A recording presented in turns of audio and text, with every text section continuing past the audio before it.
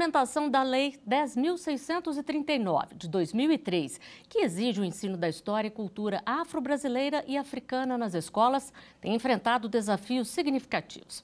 A lei, além de instituir o Dia Nacional da Consciência Negra, busca combater o racismo na prática, sendo considerada uma das principais vitórias dos movimentos sociais e do movimento negro do país.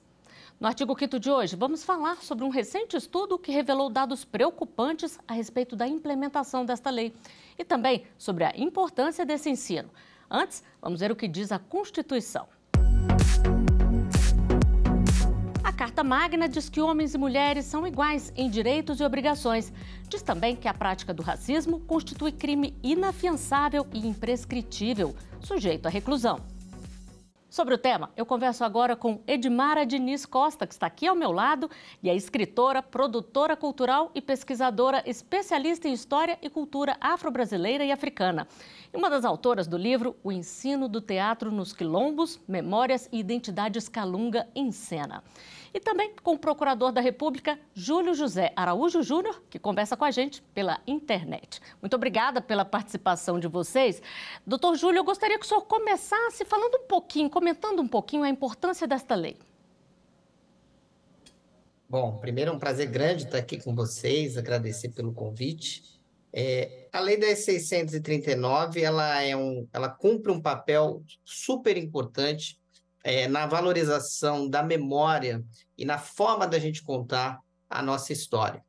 Durante muito tempo, a história não conta, né? As memórias das pessoas descendentes de pessoas escravizadas, dos próprios povos indígenas, que já são objeto da Lei 11.645, elas não estiveram ao alcance dos currículos das escolas.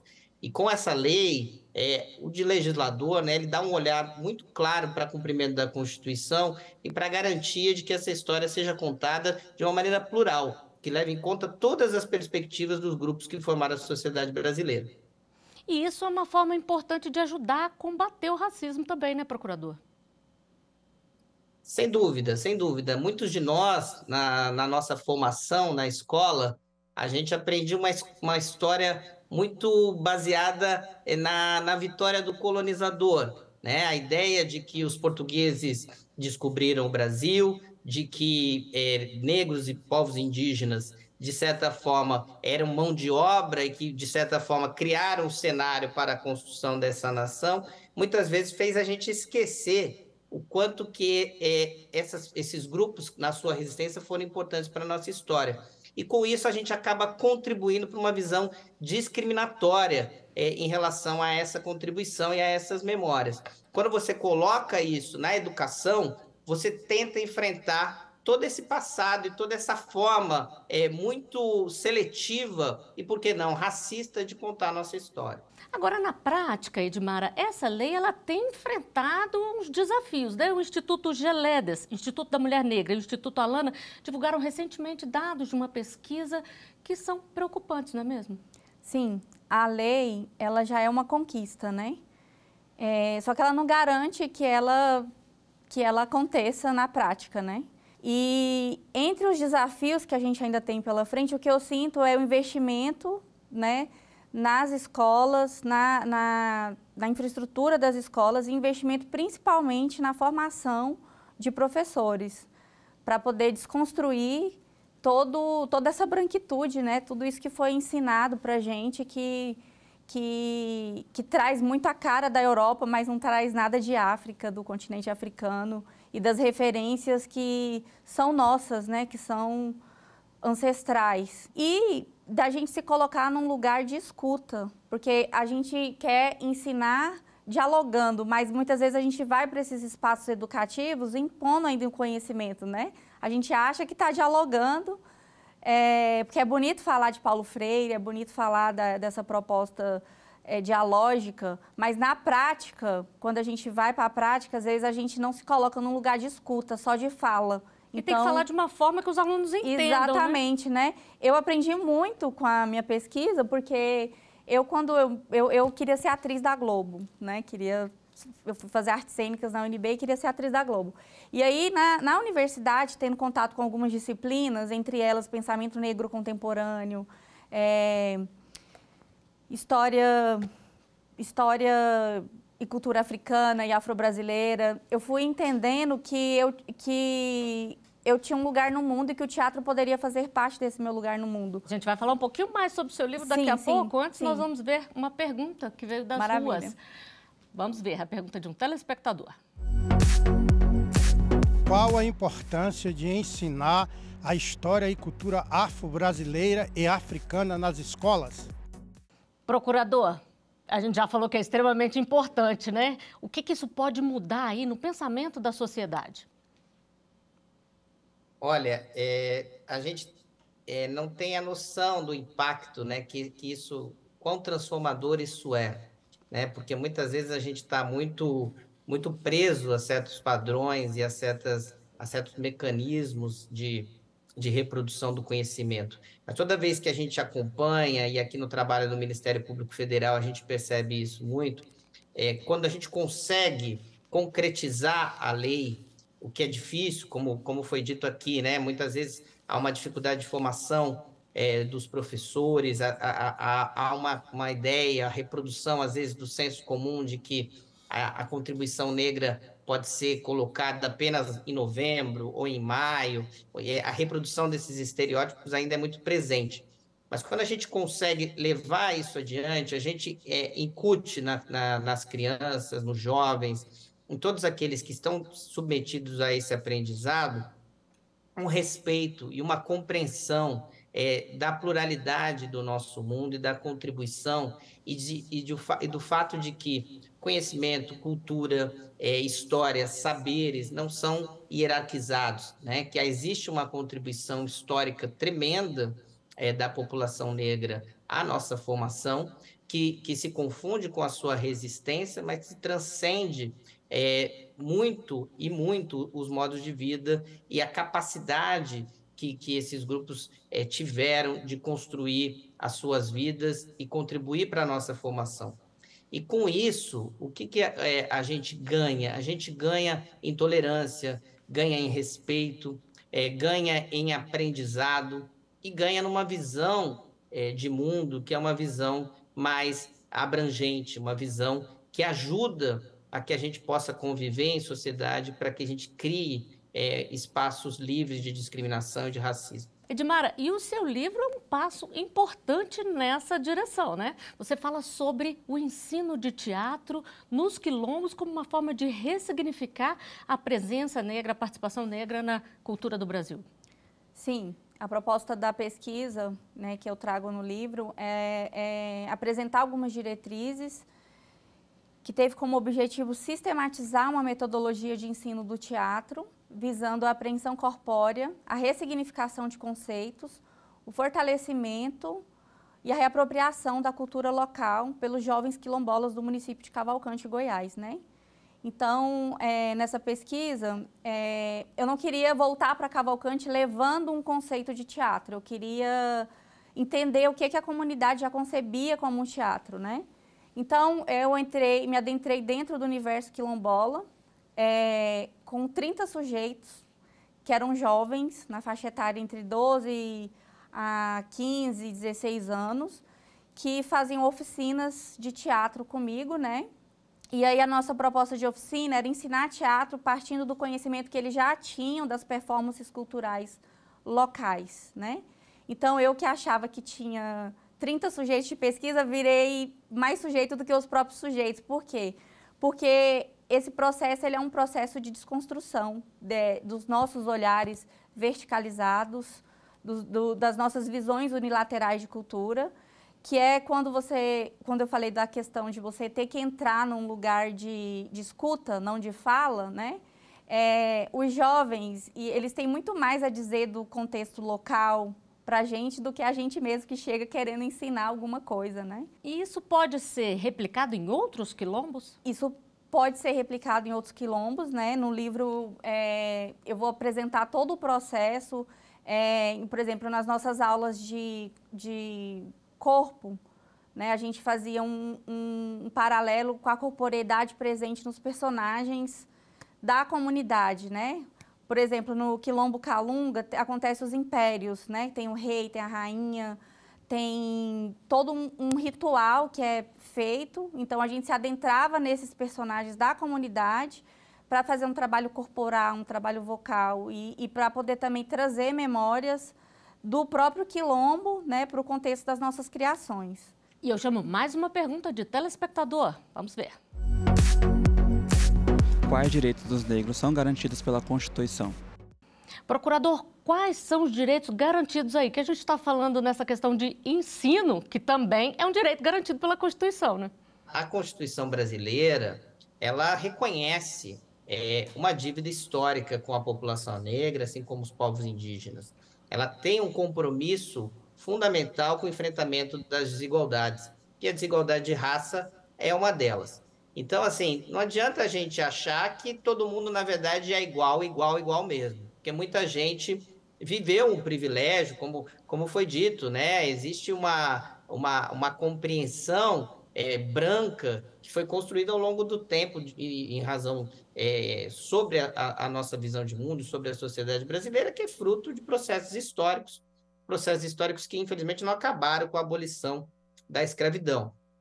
Então, a Constituição, ela autoriza que nós tenhamos uma ênfase importante em políticas públicas que ajudem a enfrentar essas desigualdades.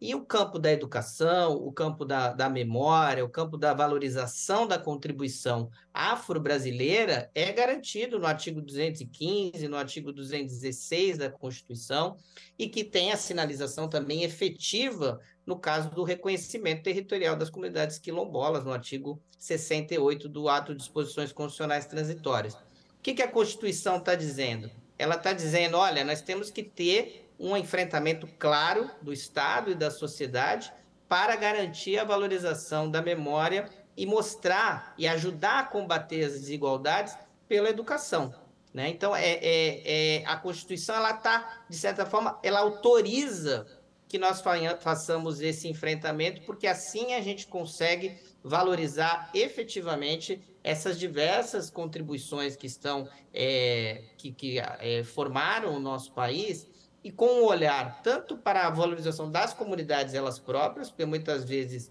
elas têm que enfrentar, e no caso comunidades quilombolas e a população negra de uma maneira geral, mas também é uma questão que deve ser acompanhada por toda a sociedade, sejam negros ou não. Bom, a gente vai continuar falando sobre esse desafio no próximo bloco. Agora nós vamos a um rápido intervalo. O artigo 5º volta já.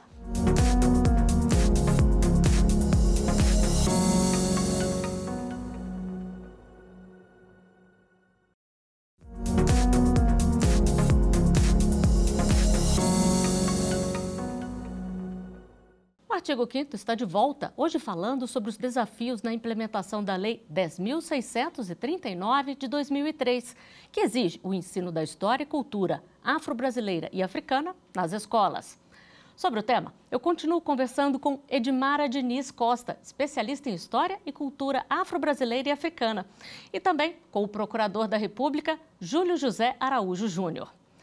E nós vamos assistir a uma reportagem aqui da Rádio e TV Justiça sobre declaração do presidente do STF, que destacou ações do Judiciário para contribuir para a igualdade racial. Entre essas medidas, a estruturação de um sistema de bolsas de estudo para atender candidatos negros na preparação de concursos para juízes. O presidente do Supremo, ministro Luiz Roberto Barroso, afirma que é preciso derrotar o passado marcado por injustiças contra a população negra e buscar o caminho da igualdade racial. Precisamos ampliar o acesso à educação de qualidade, ao mercado de trabalho de consumo, aos cargos públicos e eletivos, bem como, muito importante, as posições privadas mais elevadas. O presidente do STF afirmou ainda que as estatísticas demonstram a existência de racismo estrutural na sociedade brasileira e que, para mudar a realidade, é preciso tomar consciência e praticar uma vida antirracista. Segundo Barroso, o Poder Judiciário tem tolerância zero com o racismo e falou do empenho para mudar a realidade com mais equidade. Para incentivar o ingresso de juízes negros nos quadros do Poder Judiciário, estamos estruturando um grande sistema de bolsas de estudo que possa atender milhares de candidatos, auxiliando-os na preparação para os concursos da magistratura. Assim, Ao lado das ações afirmativas, estaremos capacitando as pessoas para disputarem as vagas em melhores condições de competitividade. Nós vamos mudar as estatísticas do Poder Judiciário. Procurador, qual a importância dessa ação aí para mudar as estatísticas e garantir uma maior presença negra aí no Judiciário? Essa declaração do ministro Barroso, ela nos enche de alegria e de esperança, porque ela mostra, primeiro, um diagnóstico. Infelizmente, as nossas instituições do sistema de justiça têm uma presença negra muito, muito pequena, considerando o universo de pretos e pardos. Se na população somos 56%, em instituições como o Ministério Público e o Poder Judiciário, entre os membros, somos cerca de 20%.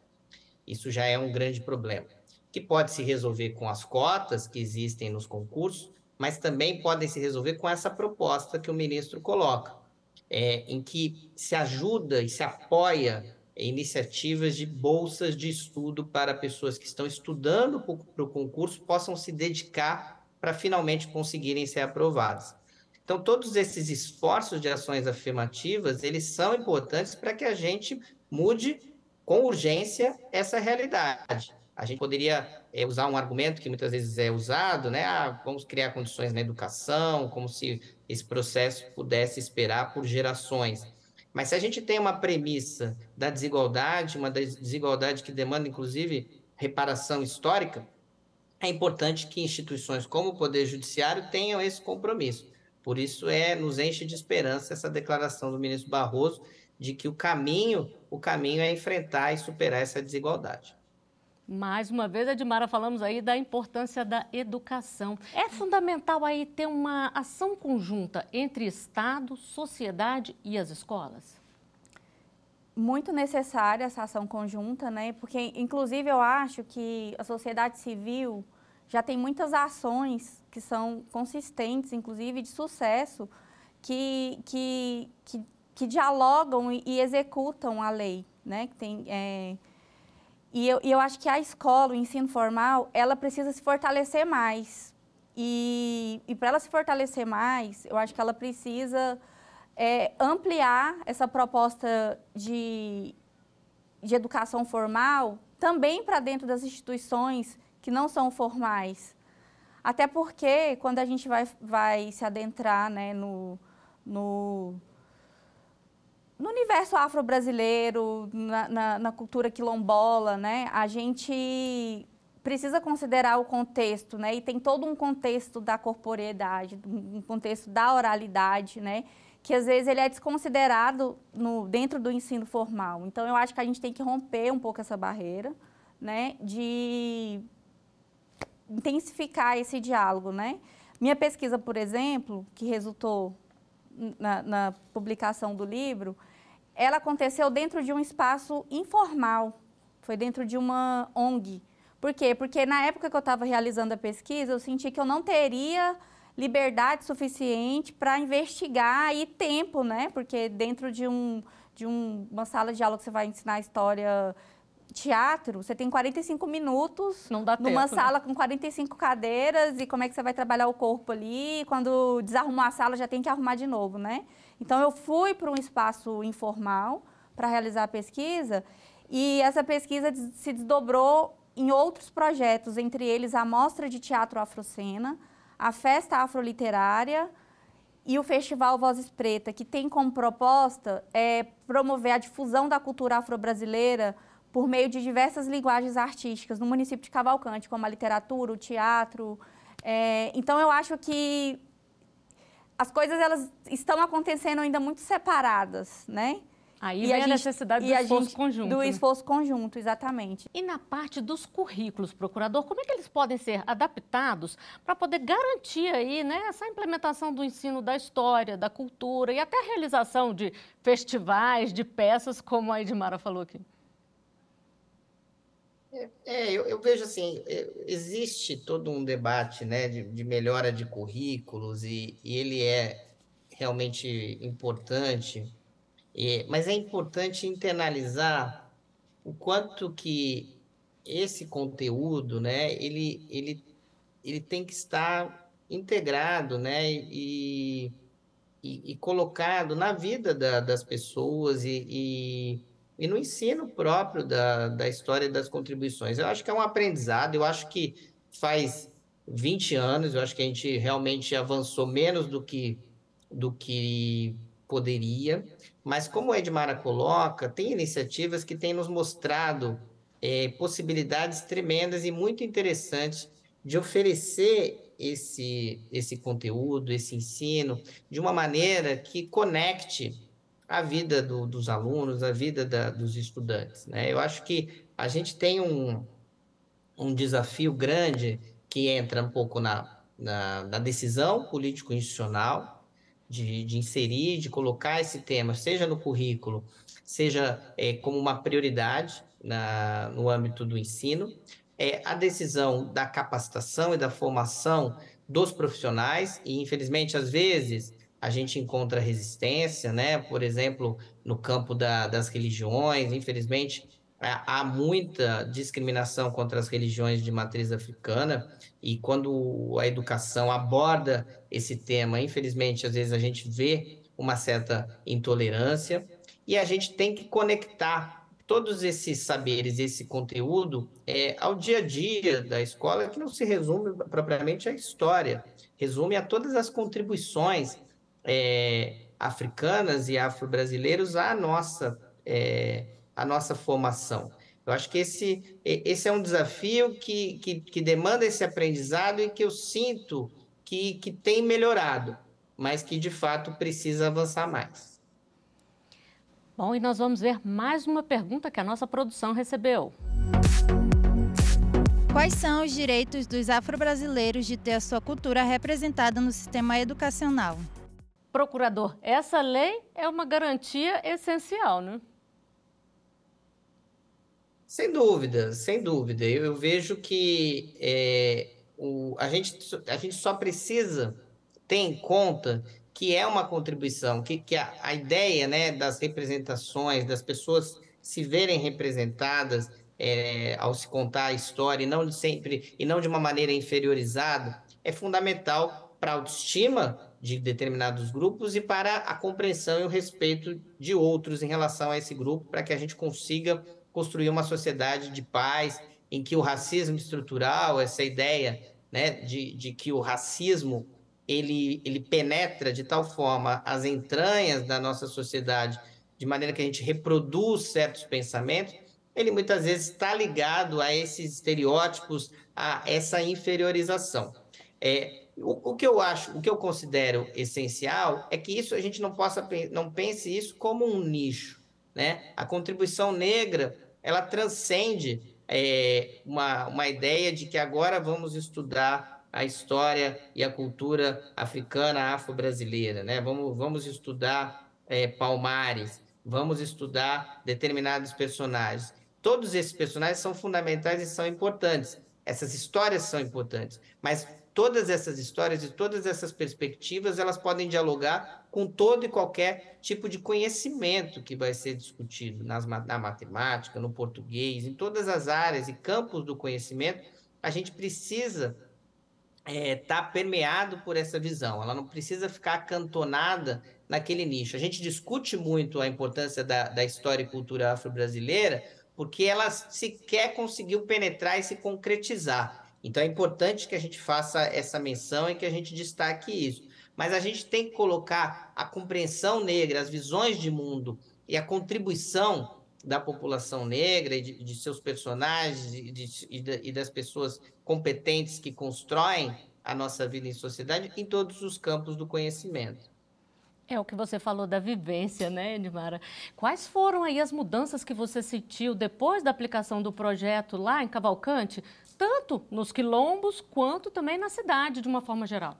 Eu acho que quando você traz essas novas referências, né, que é desconstruir a Europa, né, essa educação que vem com essas outras referências europeias, você vai desconstruindo essa Europa, trazendo uma outra África, outras referências afro-brasileiras para esse contexto escolar, que não estão mais à margem da sociedade, né? Mas que estão como centro, como... ele já causa um impacto num jovem, né? Que está lá e que se vê representado num novo material escolar, né, ali como representado como um médico ou como um juiz, né, não com um papel à margem, né, e que ele já se vê e fala, eu também posso ocupar esse espaço, também posso ocupar outros espaços, né, ele já é uma construção, né, de uma outra referência, né, que é isso. Eu acho que é essencial você partir da desconstrução para ressignificar e construir novos conceitos. Bom, esse é um tema muito importante que a gente teria muito mais a falar aqui, mas, infelizmente, o nosso artigo 5º de hoje está chegando ao final. Edmara, procurador Júlio, eu agradeço muito a presença e a participação de vocês aqui no artigo 5º. Eu agradeço também a sua companhia. Você pode rever os programas nas nossas redes sociais. Você encontra a gente pelo @Rádio e TV Justiça. Estamos no YouTube, Twitter, Instagram e Spotify. Até o próximo artigo 5º. Tchau!